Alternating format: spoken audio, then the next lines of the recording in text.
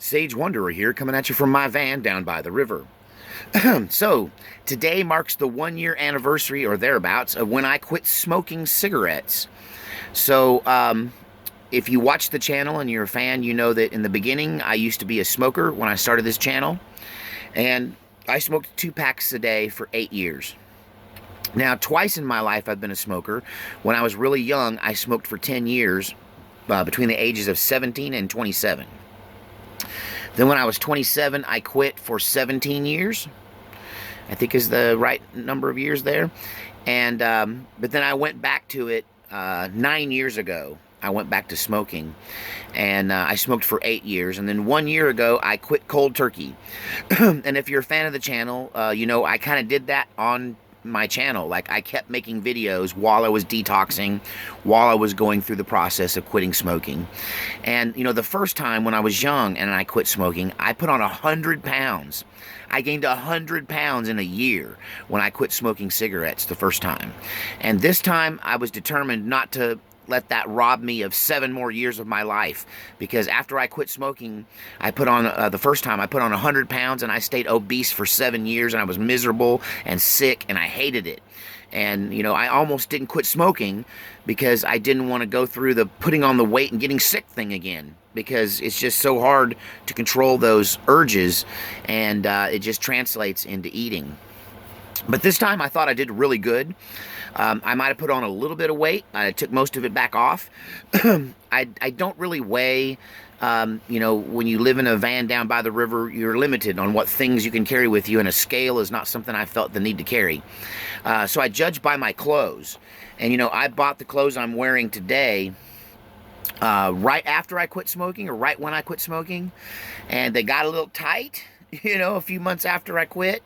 But now they're back down to where they're a little loose, and I may go back into the clothes I was in before I quit smoking. I'd put on a little weight before I quit smoking, just by nature of a shoulder injury. So right before I quit smoking, I injured my shoulder, which means I could do very little upper body workout of any kind, or even exercise or work of any kind.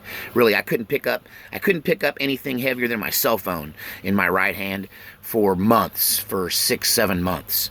And that was going on while I was doing the quitting smoking process. So it really, I think I did a great job maintaining my weight. I put a little weight on, mainly due to the injury, and I took the weight off. My lungs feel amazing. I gotta say, I thought I was probably dying of COPD or something when I was a smoker, and I was just constantly that little that little pesky. It was just always a constant thing, and you know, phlegm and fluid and junk. And when I quit, it cleared up so fast. I have great lung power now. But I will say this: quitting smoking always, the first time I did it, I experienced a real downturn in my health, and after quitting smoking, and I think it was due to the weight I put on and the change in my diet. And I experienced a little bit of that this time. There's just something about tobacco that kind of regulates my digestive system. And when I quit, especially both times I quit cold turkey, maybe going slower might have had a better effect on my digestion, but it just disrupts everything. And so I kind of got to deal with being sick for a while after I quit smoking in my digestive system. It just messes things up.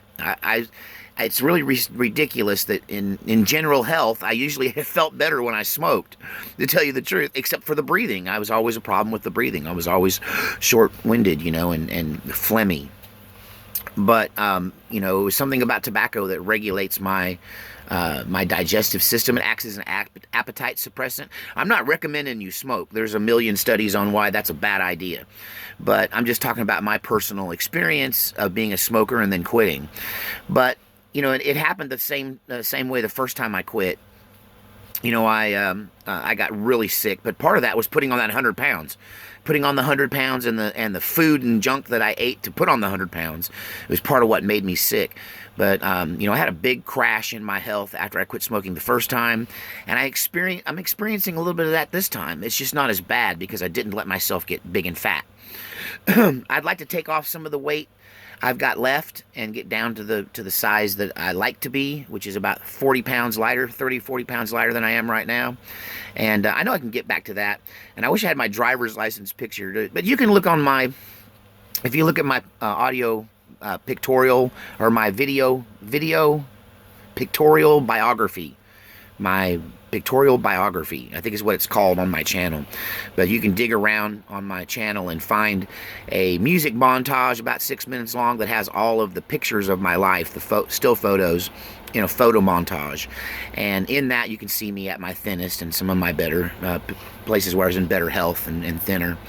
But overall, I'm glad I quit smoking. The expense was ridiculous. Now I can buy all kinds of fun toys and prep and things, and you know, I can get stuff like, you know, gladiuses and cutlasses and new gadgets and toys and things, because I'm not spending all that money just setting it on fire, burning it. So the financial benefits of quitting smoking is probably my favorite part, honestly. You know, I like being able to breathe better, for certain. And the social stigma, the stink, like the smell of walking around smelling like an ashtray all the time. So I'm glad I quit. I got my 1-year anniversary here.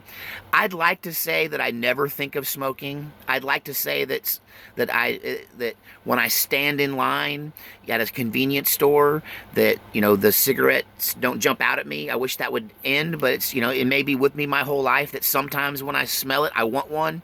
Sometimes when I'm in line to pay for my gas, you know, or something, I want to buy a pack of cigarettes. So yeah, but I think overall, definitely it was worth doing.